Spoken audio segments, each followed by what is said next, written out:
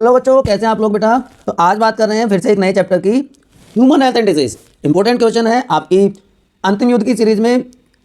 पहला क्वेश्चन है, एक स्टूडेंट जो फील्ड ट्रिप पे गया है, सडनली उसको फील होता है ब्रेथलेसनेस और वो बहुत रैपिडली बैडली स्नीज करना शुरू कर देता है। क्या रीज़न हुआ आपको ये बताना है। 2020 का क्वेश्चन है, ओनली 2 मार्क क्वेश्चन, ठीक है बेटा।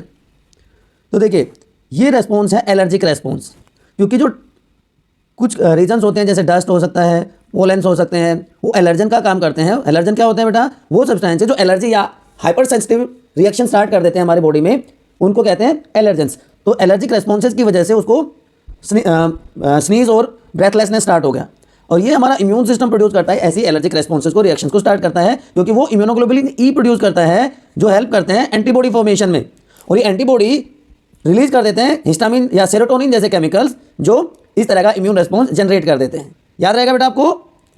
सेकंड क्वेश्चन, बी और टी लिम्फोसाइट्स के बीच का डिफरेंस आपको बताना है, या आप कह सकते हैं what is the difference between B cells and T cells in starting in generating immune responses.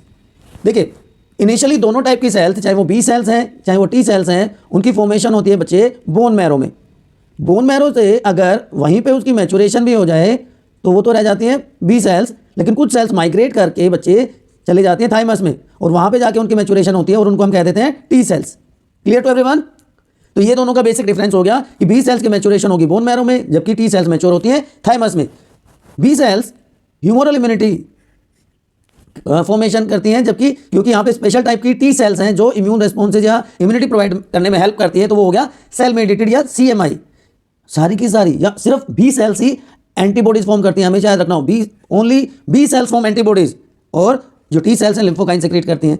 ये 2 पार्ट में डिफरेंशिएट हो जाती है, प्लाज्मा एंड मेमोरी सेल्स, जबकि ये हेल्पर, किलर, सप्रेसर अलग अलग टाइप की सेल्स होती है। किलर सेल्स को साइटोटॉक्सिक टी सेल्स भी कहा जाता है। तो अगर ये वर्ड आपको मिल जाए तो आपको कंफ्यूज नहीं होना है, one and the same thing बच्चे। क्वेश्चन नंबर 3, 2 डिजीज के नाम बताने हैं आपको जो कि कंट्रोल की जा सकती है अगर हम एडीज मॉस्किटोज को कंट्रोल कर दें। 2018 का क्वेश्चन है, और इस बार अलग से स्पेशली इसको इंक्लूड भी किया गया है। Dengue and chikungunya, break bone fever कहा जाता है, एडीज इजिप्टी,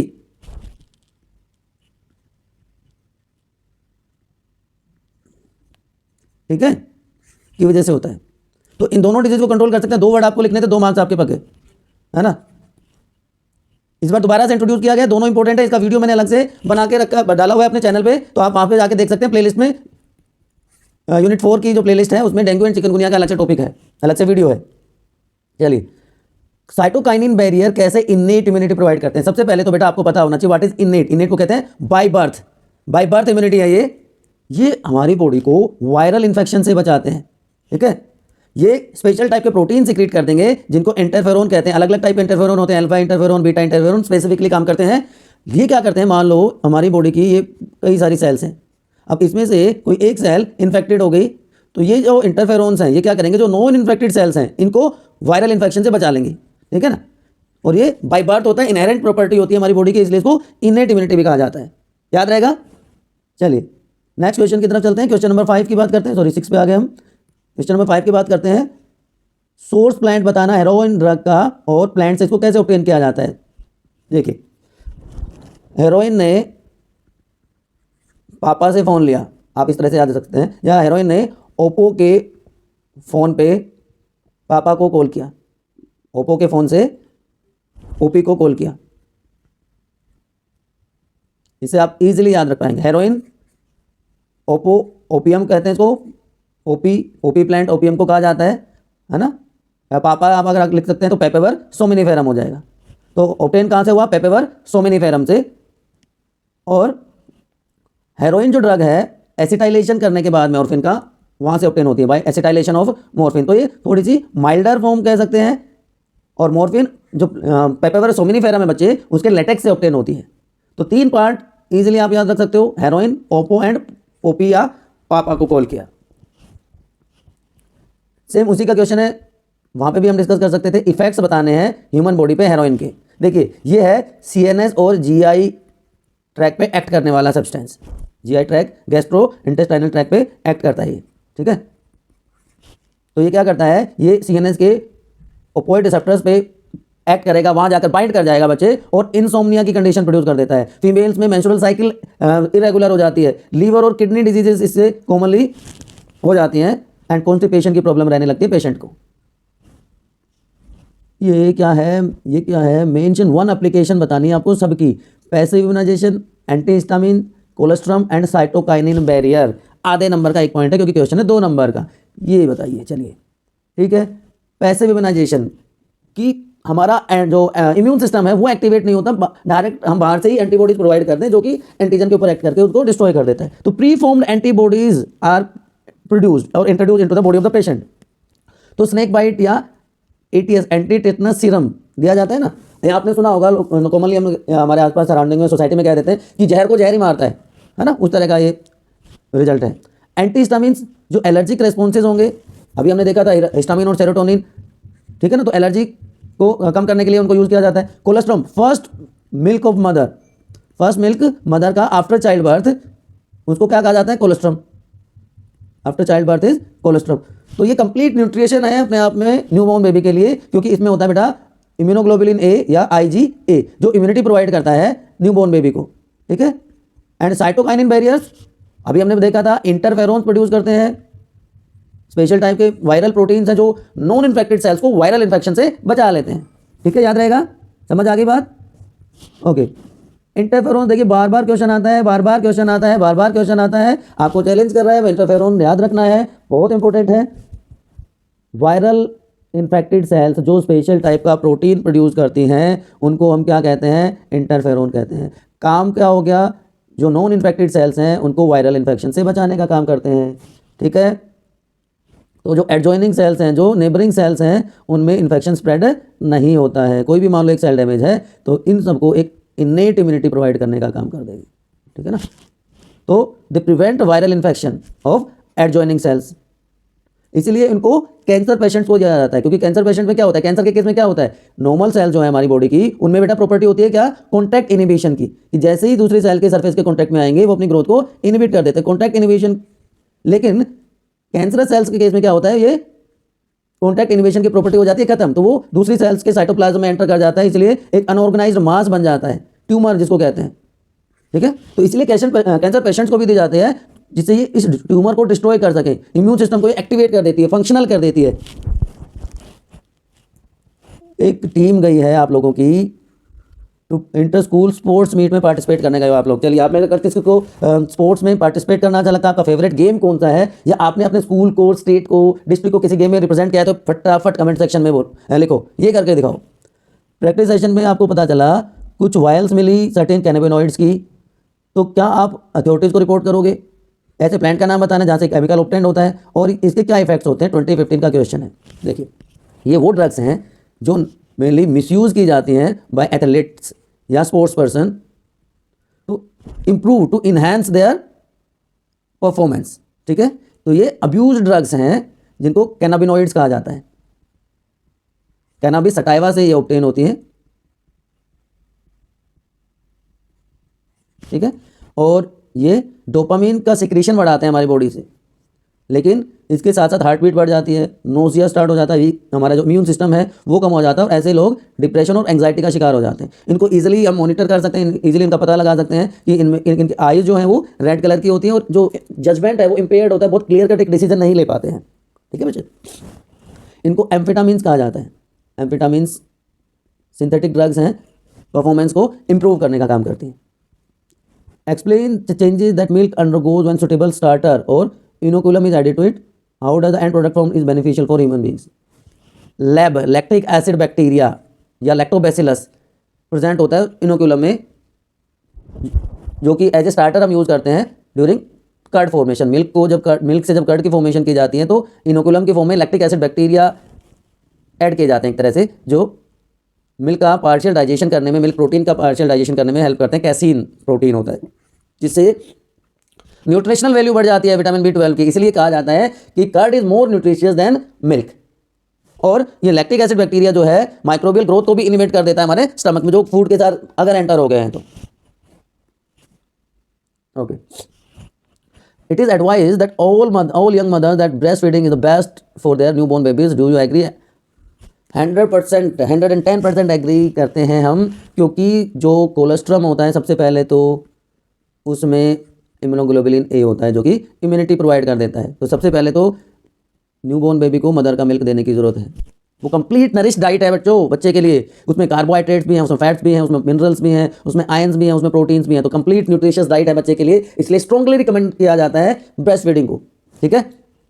उसके अलावा मैंने अभी आपको बताया कि ये पैसिव इम्यूनिटी प्रोवाइड कर देगा। कैसे? कि कोलेस्ट्रॉम है इम्यूनोग्लोबुलिन ए, ठीक, और it is easy to digest. Constipation या डायरिया की कोई प्रॉब्लम नहीं होती है बच्चे में। याद रहेगा? चलिए, अभी तक कोई कंफ्यूजन है, कोई समस्या है? ऑलमोस्ट आधे से ज़्यादा क्वेश्चन हमने कर लिए। 12th क्वेश्चन पे आ गए हम। टॉप 20 क्वेश्चन हैं ये आपके लिए। ठीक है। चलिए, डिजीज़ का ही एक और क्वेश्चन है। एक ऐसी डिजीज़ का बताना है नाम, उसका पॉजिटिव ऑर्गेनिज्म, उसका सिम्टम, उसका वेक्टर, कैसे स्प्रेड होती है, सब कुछ बताना है। ठीक है। देखिए, पहले इसका आंसर करने से पहले मैं दो वर्ड आपको बता देता हूँ। एक होता है पॉजिटिव ऑर्गेनिज्म, एक होता है वेक्टर। 99% लोगों को ये नहीं पता होता पॉजिटिव ऑर्गेनिज्म और वेक्टर का डिफरेंस। अगर आपको पता है तो फटाफट बताइए बेटा कमेंट सेक्शन में जल्दी से कि मलेरिया इज कोज्ड बाय। 99% लोग कहेंगे फीमेल एनाफ्लीज से मलेरिया कोज होता है, जो कि बिल्कुल रॉन्ग कंसेप्ट है बेटा। Malaria is caused by Plasmodium. उसकी 4 अलग अलग स्पीशीज होती हैं, वाइवेक्स, ओवली, फैल्सिपेरम एंड मलेरी। ठीक है। जो फीमेल एनाफ्लीज है बच्चे, वो है उसका कैरियर। ठीक है, वेक्टर आगे हम डिस्कस करेंगे। तो अमीबायोसिस एक ऐसी डिजीज है जो कंटामिनेटेड फूड और वाटर से स्प्रेड होती है, ह्यूमन फीकल मैटर में जो होते हैं, और जो हाउस फ्लाइज हैं उसके मैकेनिकल कैरियर का काम करते हैं, वेक्टर का काम करते हैं। देखिए, ये क्या हो गया? इसका कैरियर हो गया, ये इसका वेक्टर हो गया। पॉजिटिव ऑर्गेनिज्म जो मैं आपको अभी बता रहा था, it is caused by Entamoeba histolytica. तो पॉजिटिव ऑर्गेनिज्म अलग होता है, कैरियर अलग होता है बच्चे। सिम्टम्स की बात करें तो स्टूल, लूज स्टूल डिस्चार्ज होता है, एब्डोमिनल क्रैम्प फील करते हैं, वेट लॉस और एपेटाइट नहीं होती, भूख नहीं लगती, एंड एनीमिया का शिकार हो जाते हैं ऐसे लोग, ऐसे पेशेंट। तो contaminated food and water, faecal matter के थ्रू इसकी एंट्री, और हाउस फ्लाई कॉमन कैरियर है, मैकेनिकल कैरियर है, वेक्टर है। बट पॉजिटिव ऑर्गेनिज्म क्या है? Entamoeba histolytica. Why there is a fear among the guardians that their adolescent wards may trap in drug or alcohol abuse? बहुत serious concern है आप लोगों के रिगार्डिंग है, क्योंकि आप लोग पीयर प्रेशर से, आप लोग आपके जो रोल मॉडल्स हैं आपके, उनसे आप बहुत जल्दी इंस्पायर हो जाते हो, उनको फॉलो करना शुरू कर देते हो ब्लाइंडली, है ना। और पेरेंट्स का डर इसलिए है कि एडिक्शन की प्रॉब्लम रेगुलरली कंटिन्यूसली बढ़ती जा रही है, चाहे वो ड्रग अब्यूज़ है, चाहे वो अल्कोहल अब्यूज़ है। तो पेरेंट्स का माइंडसेट चेंज करने की ज़रूरत है बेटा। पेरेंट्स को अपना माइंडसेट नहीं चेंज करने की जरूरत, आप लोगों को उनको कन्विंस करके उनको एश्योर करना है, इंश्योर करना है कि you are not following in that trap. क्योंकि आप एक वो कहते हैं ना, feeling of well being, show off करना कि मेरा फेवरेट क्रिकेटर, हीरो, हीरोइन, या जो भी आपका रोल मॉडल है वो ये कर रहा है तो मैं भी करूं। एक एक्साइटमेंट होती है, एडवेंचरस होते हो आप लोग, एक्सपेरिमेंट करने की कोशिश करते हो। आपका पीयर ग्रुप का प्रेशर होता है कि भाई मेरे ग्रुप में सब कर रहे हैं तो मैं नहीं करूंगा, तो आइसोलेटेड सा फील करते हो। तो ये कुछ पॉसिबल रीजंस हैं ड्रग और अल्कोहल अब्यूज के। पीयर ग्रुप का pressure, adventure, curiosity, excitement and experimentation, इससे आपका जो लाइफ है बेटा वो स्पॉइल हो सकता है। ठीक है, यंग माइंड्स का जो लाइफ है वो स्पॉइल हो सकता है। आपका ये टाइम है, बहुत क्रूशियल टाइम है, आपको अपना कैरियर बनाने पे ध्यान देना है। You are young budding minds of our country, तो don't fall trap to this. आपकी विल पावर बहुत स्ट्रांग होनी चाहिए बच्चे। आपको पता हो कि क्या अच्छा है, क्या आपके लिए बुरा है, और स्पेशल एक सेक्शन आपकी बुक में आपकी स्टडी के लिए डाला हुआ है, drug and alcohol abuse. Please एक बार उसको ध्यान से पढ़ें, आप उसके ऊपर उसको एनालाइज करें, डिस्कस करें। कहीं भी आपको ऐसी प्रॉब्लम फील होती है तो सबसे पहले अपने पेरेंट्स को बताएं, अपने टीचर्स को बताएं, और अगर फिर भी आप इसे ओवरकम कर पाते हैं तो साइकोलॉजिकल काउंसलर्स हैं, उनसे आप डिस्कस कर सकते हैं। ठीक है बेटा, चलिए आगे चलते हैं। एडिक्शन और डिपेंडेंस। देखिए, जब कोई चीज़ स्टार्ट होती है तो क्यूरियोसिटी में, एक्साइटमेंट में हम स्टार्ट कर लेते हैं, दैट इज एडिक्शन की टेम्पररी फीलिंग है, वेलबींग की, यूफोरिया हमें फील होता है, साइकोलॉजिकल अटैचमेंट हो जाता है किसी केमिकल के लिए, किसी इफेक्ट्स के लिए, किसी ड्रग के लिए। लेकिन अगर ये कंटिन्यू रहे, धीरे धीरे अगर हम इसकी डोज बढ़ाते जाएं कि भाई पहले अगर 10 ग्राम लेते थे तो फिर 10 ग्राम से असर नहीं होता, 10 से फिर 20 हो जाता है, 20 से 50 हो जाता है, 50 से 100 हो जाता है। तो कंटिन्यूसली अगर वो डोज बढ़ती जाए, है ना, और अगर उसके ना लेने से हमारी बॉडी में कुछ अनडिजायरेबल सिम्टम्स दिखाई देने लगे, that condition is known as dependence. ये एडिक्शन का नेक्स्ट लेवल है, सीरियस कंडीशन का नेक्स्ट लेवल है, जो कि बहुत खतरनाक है।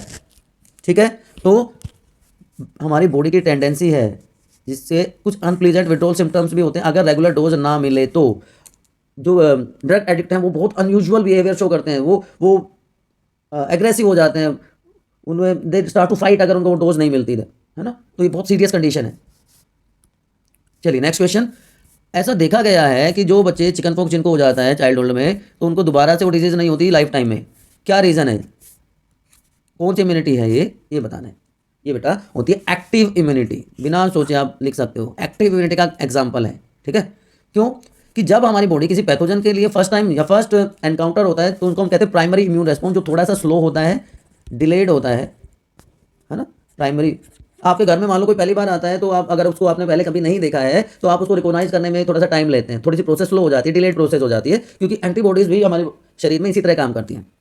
तो इसलिए जब पहली बार वो आया तो हमारे माइंड में वो एक मेमोरी क्रिएट हो जाती है। इसी तरह इम्यून सिस्टम भी मेमोरी सेल्स क्रिएट कर लेता है। 20 सेल्स में मेमोरी और प्लाज्मा 2 सेल्स होती हैं, तो मेमोरी सेल्स क्रिएट हो गई। अब जब वो इंसान दोबारा आएगा, जब वो एंटीजन दोबारा आएगा, तो हम तुरंत उसको पहचान लेते हैं।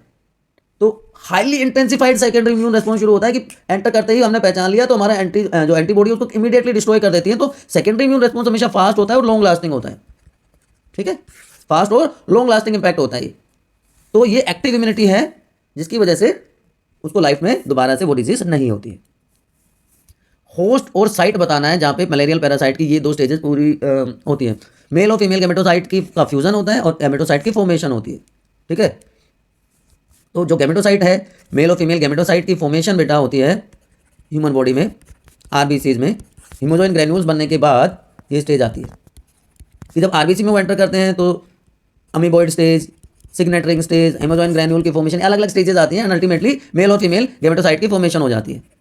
अब ये गैमेटोसाइट मॉस्किटो बाइट के साथ दोबारा से रिलीज हो जाते हैं ह्यूमन बॉडी से, और इंटेस्टाइनल लाइनिंग जो फीमेल एनाफ्लीज है उसकी इंटेस्टाइनल लाइनिंग में जाके ये अपने आप को अटैच कर लेते हैं जाइगोट फॉर्मेशन के बाद। ठीक है, और इसको कह देते हैं बेटा ऊकाइनेट। ऊकाइनेट के चारों तरफ एक प्रोटेक्टिव सिस्ट वॉल बन जाती है, जो उसको डिस्ट्रॉय होने नहीं देती।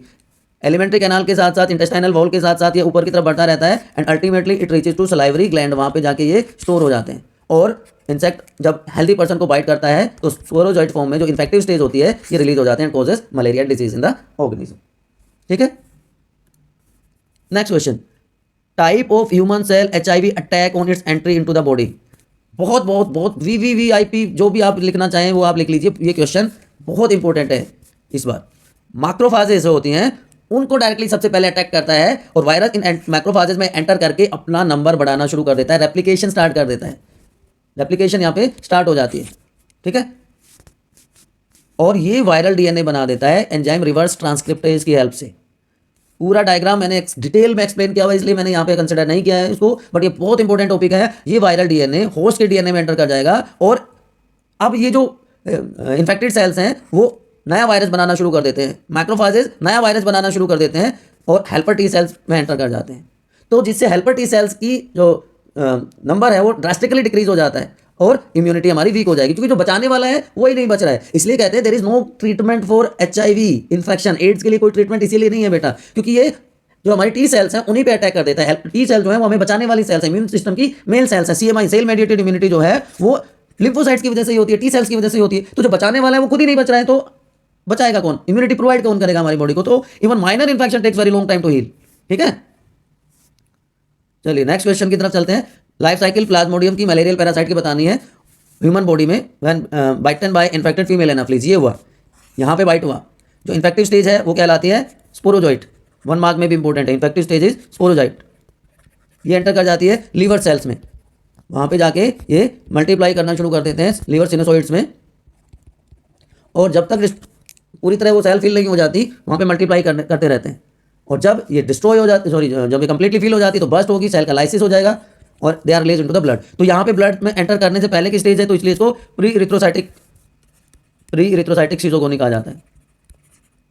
ठीक है, अब यहाँ पे आरबीसी में एंटर करने के बाद ये अलग अलग स्टेजेस के थ्रू पास होती है, चाहे वो अमीबॉइड स्टेज है, चाहे वो सिग्नेट रिंग स्टेज है, चाहे वो हीमोजोइन ग्रेन्यूल्स की फॉर्मेशन है, जिसकी वजह से चिल और फीवर हमें आता है, बुखार आता है, ठंड लगती है मलेरिया में, वो इसी की वजह से होता है। और जब ये यहाँ से रिलीज होते हैं तो ये मेल और फीमेल गैमेटोसाइट के फॉर्मेशन कर देते हैं। तो ये ह्यूमन बॉडी में हो रहा है, आरबीसी में हो रहा है, तो ये हो गया इरिथ्रोसाइटिक फेज, ये हो गया इरिथ्रोसाइटिक फेज। इसके बाद जो मेल और फीमेल गैमेटोसाइट्स हैं वो फ्यूज करके they changes into male and female gametes first, and RBC में ही मेल और फीमेल गैमेट्स की फॉर्मेशन हो जाती है and they are released now by bite of female anopheles into mosquito. Mosquito में एंटर करने के बाद यहाँ पे जाइगोट फॉर्मेशन हो जाएगा और ये अपने आप को मॉस्किटो की एलिमेंट्री कैनाल, अभी मैंने जस्ट बताया, मॉस्किटो की एलिमेंट्री कैनाल के साथ उकाइनेट के फॉर्म में अपने आप को अटैच कर लेगा। ठीक है, यहाँ से सिस्ट वॉल की फॉर्मेशन होने के बाद एलिमेंट्री कैनाल में ऊपर की तरफ मूव करेगा और जो फीमेल मॉस्किटो है वो फर्टिलाइजेशन के बाद यहाँ से सलाइवरी ग्लैंड तक पहुँच जाएगी, सॉरी जो उकाइनेट है वो सलाइवरी ग्लैंड तक पहुँच जाएगी एंड अल्टीमेटली फिर से दोबारा से मैच्योर स्पोरोजोइट की फॉर्मेशन हो जाएगी, फिर से इंसेक्ट बाइट होगा एंड प्रोसेस कंटिन्यूस। ठीक है, आप कहेंगे कि सर बार बार कह रहे हैं, लेकिन प्लाज्मोडियम का भी अलग से वीडियो मैंने बनाया है, डिटेल्ड वीडियो बनाया, बहुत इंपॉर्टेंट है। ठीक है, चलिए आप में से कितने लोगों को पता है कि malignant malaria is caused by, malignant malaria किसकी वजह से कोज होता है? 4 तरह का मलेरिया होता है, मैलिग्नेंट मलेरिया सबसे खतरनाक होता है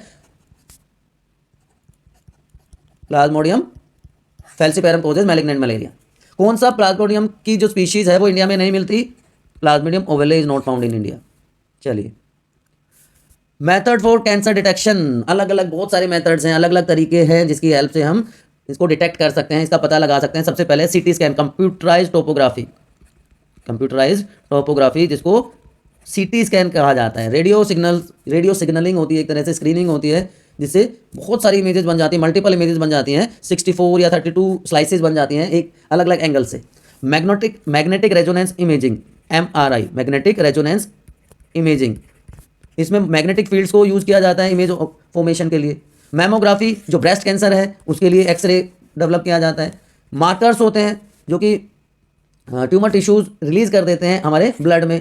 जेनेटिक टेस्टिंग की जा सकती है। बायोप्सी बहुत पहले से यूज़ की जाती है जिसमें टिश्यू का कोई छोटा सा हिस्सा लिया जाता है। आजकल नीडल बायोप्सी की जाती है डिटेक्ट करने के लिए कैंसर को। एंड अल्ट्रासाउंड, पैनक्रियाज, लीवर और किडनी के कैंसर को का पता लगाने के लिए अल्ट्रासाउंड किया जाता है। तो ये पॉसिबल वेज हैं जिसकी हेल्प से, जिसके थ्रू कैंसर का पता लगाया जाता है। ठीक है, चलिए मैं हर क्वेश्चन के बाद एक क्वेश्चन पूछता हूँ। Cancer causing genes are known as, cancer causing genes को क्या कहते हैं और ह्यूमन बॉडी में ये किस फॉर्म में प्रेजेंट होते हैं? Cancer causing genes are known as, चलिए बताइए फटाफट कमेंट सेक्शन में। Cancer causing genes are known as oncogenes, इसलिए study of cancer is known as oncology, oncology इसको कहते हैं। And these oncogenes are present in our body inactive form, proto oncogenes की form में ये present होते हैं और ट्रांसफॉर्मेशन की वजह से, किसी भी रीजन से फिजिकल, केमिकल या म्यूटेजेनिक ट्रांसफॉर्मेशन की वजह से ये एक्टिव फॉर्म ऑन्कोजेनिक ट्रांसफॉर्मेशन में कन्वर्ट हो जाते हैं, ऑन्कोजीन्स में बदल जाते हैं एंड दे कॉजेज कैंसर।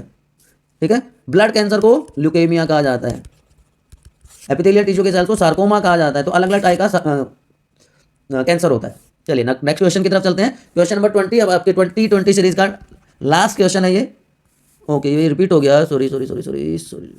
चलिए ये क्वेश्चन हम कर लेते हैं इसकी जगह 20, आप ये हो जाएगा, ये क्वेश्चन रिपीट हो गया। ओके कोई बात नहीं, ये वाला कर लेते हैं। एक लाइफस्टाइल से रिलेटेड क्वेश्चन है कि आपको कंपेयर करनी लाइफ साइकिल, लोग जो गाँवों में रहते हैं, जो शहरों में रहते हैं, और वो उनकी हेल्थ को कैसे अफेक्ट करती है।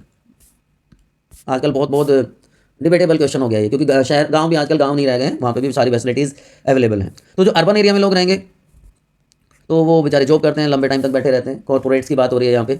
लेकिन यहाँ पे मैनुअल लेबर होता है, यहाँ पे फिजिकल वर्क ज़्यादा होता है गाँव में, क्योंकि मोस्टली जो लोग हैं वो एग्रीकल्चर प्रैक्टिसेस में इन्वॉल्व हैं। ठीक है ना, तो सेडेंट्री लाइफ साइकिल होगी। सेडेंट्री का मतलब होता है जो एक जगह पे ही रहे, सेडेंट्री लाइफ साइकिल। ये एक्टिव लाइफ साइकिल है गाँव में रहने वालों की। How have many option to splurge on processed food, लेकिन यहाँ पे तो वो अपना रोज चूल्हे में रोटी बनाएंगे या फ्रेश फूड मिलता है। यहाँ पे पिज्जा बर्गर का कंसेप्ट थोड़ा सा कम होता है आजकल, हालांकि ऐसी बात नहीं है, लेकिन यहाँ पे जंक फूड पे जो है डिपेंडेंस ज़्यादा होती है, क्योंकि बहुत सारे लोग होते हैं जो अपने घरों से दूर होते हैं, उनके पास टाइम नहीं होता, उनका हेक्टिक बिजी लाइफ शेड्यूल होता है। तो एनवायरमेंटल पोल्यूशन है, इंडस्ट्रियलाइजेशन की वजह से, ऑटोमोबाइल्स की वजह से यहाँ पे कंपेरेटिवली कम है, अभी भी बहुत कम है। डायबिटिक एंड कार्डियोवैस्कुलर एक्टिविटीज़, या सॉरी एक्टिविटीज़ नहीं कहूँगा, इनसे जो हार्ट रिलेटेड प्रॉब्लम्स के इंसिडेंसेज हैं वो बहुत ज़्यादा होते हैं हेल्दी लाइफस्टाइल ना होने की वजह से, लेकिन यहाँ पे कम है। और यहाँ पे इमीडिएट मेडिकल फैसिलिटीज़ मिल जाती हैं, ये एक प्लस पॉइंट आप कह सकते हैं। ठीक है, लेकिन यहाँ पे थोड़ा सा टाइम लगता है, बट आजकल ऐसा इशू नहीं रहा है। बट इमरजेंसी के केस में यहाँ पे थोड़ा सा इशू होता है। बहुत सारे गाँव ऐसे हैं अभी भी जो यहाँ पे कनेक्टिविटी की प्रॉब्लम है, मेडिकल फैसिलिटीज़ की प्रॉब्लम है इंडिया में। ठीक है ना, तो ये आपका T20 सीरीज था ह्यूमन हेल्थ एंड डिजीज का। इस T20 में से आप कितने क्वेश्चन कर पाए बेटा? आपको कितने क्वेश्चन के आंसर प्रॉपरली आते थे आप बताएंगे मुझे। आप अपने आंसर भी भेज सकते हैं कि सर आप चेक करके बताइए हमने सही लिखा है कि नहीं लिखा है। कमेंट सेक्शन में आप अपने डाउट पूछिए, जितने ज़्यादा आप डाउट पूछेंगे आपके कंसेप्ट उतने क्लियर हो जाएंगे बेटा। ठीक है, और अगर आप चैनल पर नए हैं तो सब्सक्राइब कीजिए, लाइक कीजिए, शेयर कीजिए हो सकता है आपके शेयर करने से किसी नीडफुल को हेल्प मिल जाए, हो सकता है आप वो कोचिंग वो फीस अफोर्ड कर पा रहे होंगे। लेकिन ये जो चैनल है बायोनीति हमारा, ये टोटली फ्री एजुकेशन प्रोवाइड कर रहा है, चाहे वो वीडियो लेक्चर्स हैं, चाहे वो नोट्स हैं, चाहे वो PYQs हैं, चाहे वो सैम्पल पेपर्स हैं, हम कोई चार्ज नहीं कर रहे। तो वो बच्चा जो अफोर्ड नहीं कर पा रहा है बेचारा, उसको आप अगर शेयर करते हैं तो उसकी हेल्प हो सकती है। ठीक है बेटा, अभी के लिए इतना ही, पढ़ते रहिए, गुड लक।